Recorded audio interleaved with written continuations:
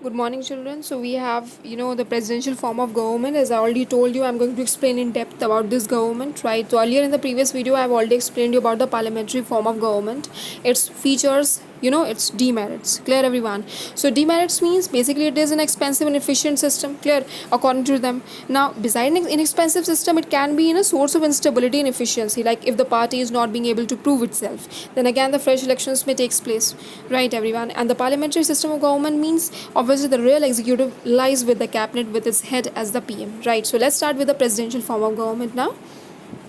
Okay, the presidential form of government is what? When there is a separation of power between the legislature and the executive, right? And the executive is not responsible for before the legislature. The executive is termed as a presidential executive, and the system of government is called the presidential system. In such a system, the head of the state, that's the president, is also the head of the government, and he is own prime minister. He wields real executive power during his fixed and definite tenure. It is because of this fact a very strong position of the president, that is the head of state or head of the government, that it is called the presidential form of government. Basically, children, presidential form of government is what? He is the head of the state. Clear? He can implement the emergency power. Everyone knows.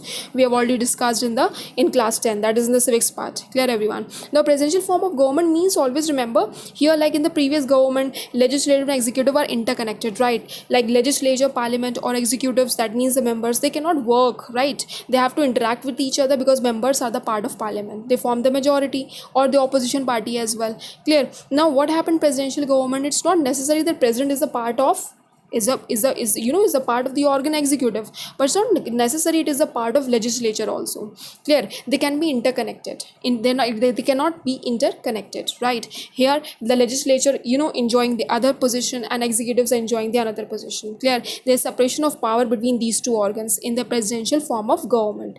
Clear, everyone? In such a system, if you see, the head of the state is also the head of the government, and he is no own prime minister. That means president too can enjoy his own power, his own executive power, like power of dissolution, right? Power to say no to the bill, right? To reject his assent to a bill. This we have already discussed in the president chapter, right? So let me make you more clear about the presidential form of government, right? So in such a system, the head of the state is also the head of the government. Then the chief executive is independent of his legislature as to his tenure, as to his policies and acts, right? His tenures and policies are all fixed and decided by him. Clear? And he enjoys the fixed tenure. Like the way in parliamentary form of government, they cannot enjoy the fixed tenure. They always have a feeling of insecurity because opposition party too can very easily pass a no confidence motion against the parliamentary form of government against the majority.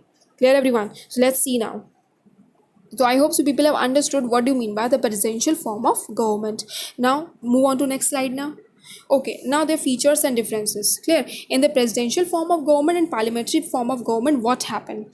Clear? Now, if you see in the presidential government, like if I'll make you understand first presidential government, then I compare it with the parliamentary government, right? Then you will very well understand. See, in the presidential government, the head of the state is both the nominal executive as well as the real executive. He is both the head of the state as well as of the government. He is own prime minister. He performs all the ceremonial function as the head of the state and exercises all the real executive power as the chief executive head of the state. On the other hand, if you see in the parliamentary, executive has two dimensions: the nominal executive, the head of the state, the president or the monarch, as the case may be, and the real executive, that is the prime minister, as the head of the government and the cabinet. The nominal executive is just an ornamental device. All the powers are really exercised by the PM and the cabinet. Clear? Now come on to next point: separation of power between the legislature and the executive. In the presidential form of government, the executive is independent of the legislature. The membership of the two is incompatible. Right? Is that clear? The executive heads of various government department are not, and they cannot become or remain member of the legislature. They have no right to participate in the activity of the legislature. Whenever they have to initiate any measure for legislation, they take the informal help of the friends, right? The head of the state and the government, that is the president, is not a member of the legislature. He is not accountable before the legislature. Clear, everyone? That means president is not at all accountable to the parliament. Clear? Now next, if you see in the parliamentary form of government, there is a close relationship between the legislature and executive. The majority party group is in the parliament directly elected lower house form the executives, that the council of ministers headed by the PM, and ministers have to be essentially member of the parliament. It is very important for the ministers to be the member of the parliament. That means here in parliamentary, the executives and legislature enjoyed a very close position, and in presidential form of government, they are at separation, right? Here it's not necessary that president is the member of the legislative wing, right, everyone? They can enjoy their separate power. Now come on to next now. In the presidential form of government, the executive has a fixed and a definite tenure before the expiry of which it cannot be removed or voted out of power by the legislature. And if you want to remove the president, only the president can only be removed through impeachment. Everyone knows, right? Only through an impeachment is a very difficult process. Clear? And the parliamentary form of government through the real executives, council of ministers headed by the PM, has a definite maximum tenure of 5 or 4 years. In reality, it remain in power so long as it enjoy the support of the majority in the parliament. Clear, everyone? Now come on to next. Now, in the presidential system, the cabinet consists of the heads of various departments who are appointed by the president. All the power are exercised by the president. The cabinet perform the function of giving advice to him. Each member of the presidential cabinet has a responsibility to carry out the administration of the state in accordance with the policies, decisions, and directions of the president. But in parliamentary form of government, the cabinet headed by the PM is the most powerful center of the power in the government. All major policies, decisions, laws, even war and peace decisions are in the hands of the PM and the cabinet. Clear. Now come on to responsibility of the ministers now. In the presidential system, the ministers are individually responsible to the president, who can remove them at will, with or without assigning any reason. The ministers always act in accordance with the decisions and directives of the president, who is their real executive head or boss. Right, but if you see in a parliamentary system, the minister are individual as well as collectively responsible before the legislature for all their decisions and policies and action. So here ministers have to be responsible both if they are working under presidential government or in parliamentary form of government, right? If they're working towards the president, right, because they are being elected through the president as well as the prime minister. Prime minister is the head of the council of ministers, but prime minister has to go in recommendation with the president while appointing the council of ministers. Everyone knows. Clear, everyone? Now if you see now next political, now next slide. See, if you see, if a president, again we are going on with the differences now. If you see in a presidential system, the president has a right to appoint any person to head any government department. He can appoint persons belonging to different political parties, right, or men to or of eminence to high offices. He has a right to find freely choose and appoint his team of ministers. But in parliamentary form of government, normally all the ministers belong to the same political party which has a majority in the parliament. Clear, everyone? So I hope so people have understood the features of the presidential and parliamentary features. Clear, everyone? So here if you see, the ministers are individually responsible to the president. The ministers are individually and collectively responsible for the legislature for their policies and decision.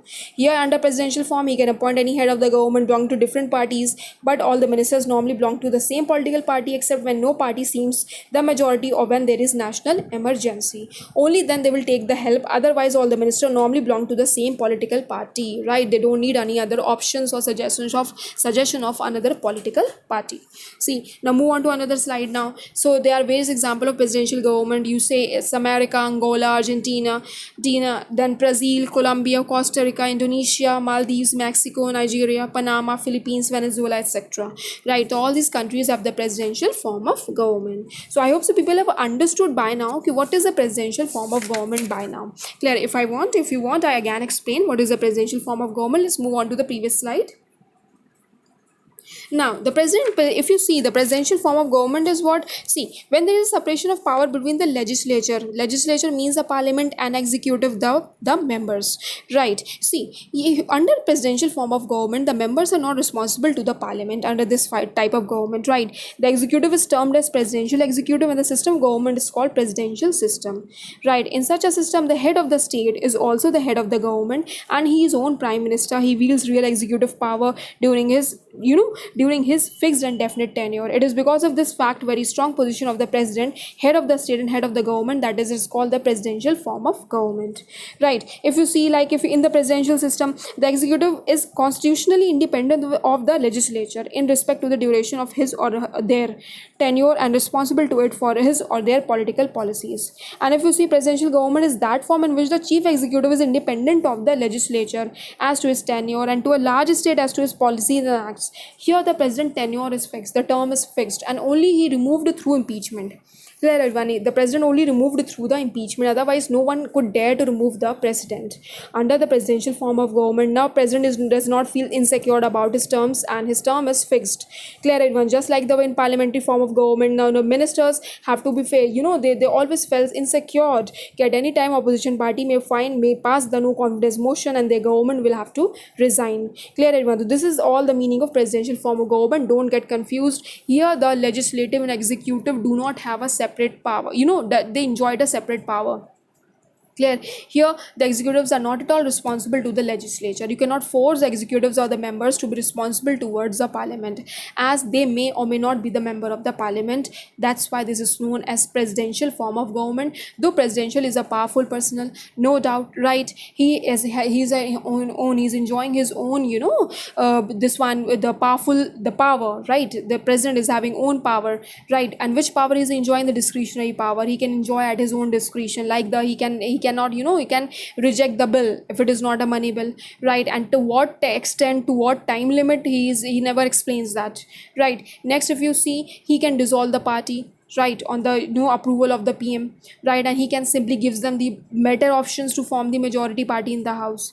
Clear. So all these, power exercised by the president, but still in reality, if you see, in a presidential government, the head of the state, the head of the state is both the nominal executive as well as the real executive. He is the head of the state as well as of government. He is own prime minister. He perform all the ceremonial functions.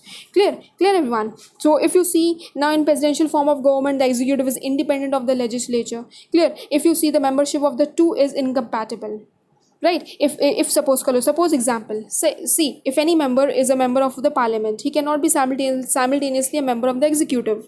The executives, heads of various departments, government department, are not, and they cannot become or remain member of the legislature. It's not necessary. They have no right to participate in the activity of the legislature. Clear.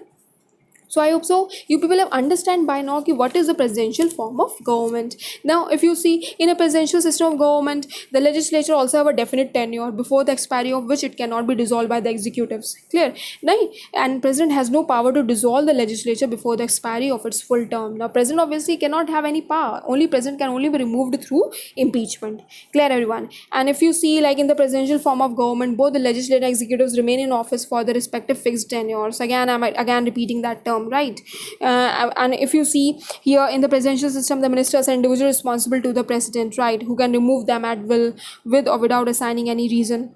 Clear. And then if you see cabinet, if you see in the presidential form of government, like many things were there, right? If you see in the presidential form of government, the distinguished characteristics of the presidential system is the almost complete separation of executive and legislative departments and independence of each against the other, especially in respect of their policies and power and duration of their houses.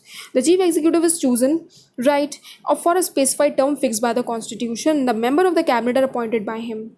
They are subject to his direction and control. They hold office at his pleasure. They are not and cannot act of the same time as member of the legislature, and they are not responsible to the legislature for their official acts or policies. Since all these features are present in the US political system, the presidential form of government is at work in it. Clear, everyone? So I hope everyone has understood what form of government is this. Clear, everyone? Again, so we have features and differences now. Very well, you can see the head of the state is nominal and the real. The executive is independent of the legislature. The fixed term is removed through impeachment, right? All the power exercised by the president and the cabinet perform the functions of giving advice to him, right? And then if you come to parliamentary form, all powers exercised by the PM and the cabinet. There is a close relationship. MPs can vote in legislature, right? And if you see, the council of ministers remain in power, is enjoys the support of majority in the legislature. Clear. So here try to understand, here in the parliamentary system of government, legislature and executives have to work in coordination, but in presidential system of government, it's not required. No, their powers are totally separate. That means legislative wing is doing separately and executive wings is doing separately, right? Executives, the members, legislature, the parliament. It's not necessary that president is responsible to the parliament, clear, for his acts, though he have to perform his functions within the time limit, within the foundations of the constitutions. Otherwise, everything will be declared null and void, right? So students, do listen to the videos, do listen to all the videos attentively. You will get all your doubts, you will clear all your doubts. Clear. Thank you.